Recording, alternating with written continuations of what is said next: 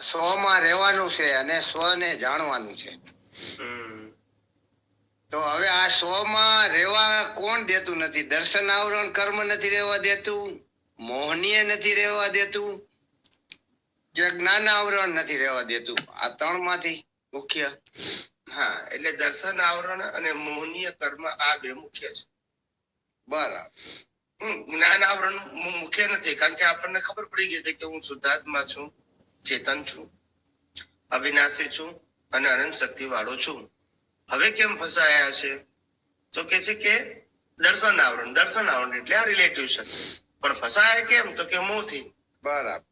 મોહથી કેમ ફસાય? તો કે હજુ એ માલિકી ભાવ અને કર્તા ભાવનો જે કર્તાપણું ને માલિકીપણું છે, એમાં જે સુખની અનુભૂતિ છે, ડાયરેક્ટ કે ઇનડાયરેક્ટ, બસ એ જ આપણને પોતાના સ્વ સ્વરૂપમાં આગળ જતા થોડુંક અવરોધ બને છે.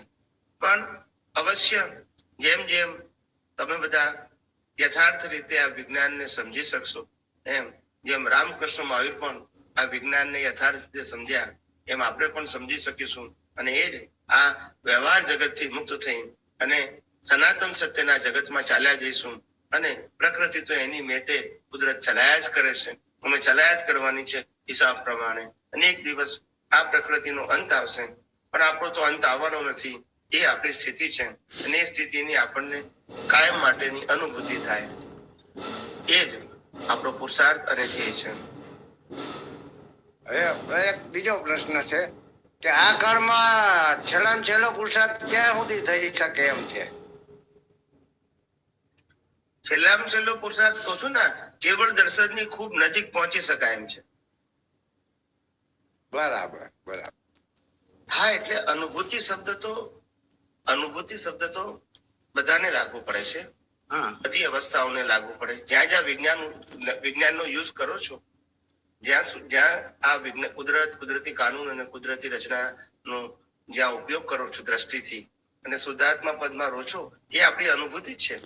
પણ એ અનુભૂતિ આત્માની અનુભૂતિ નથી, પણ આત્મા તરફ લઈ જવા માટે અને અજ્ઞાનનો નાશ કરવા માટેની અનુભૂતિ છે ને અનિવાર્ય છે.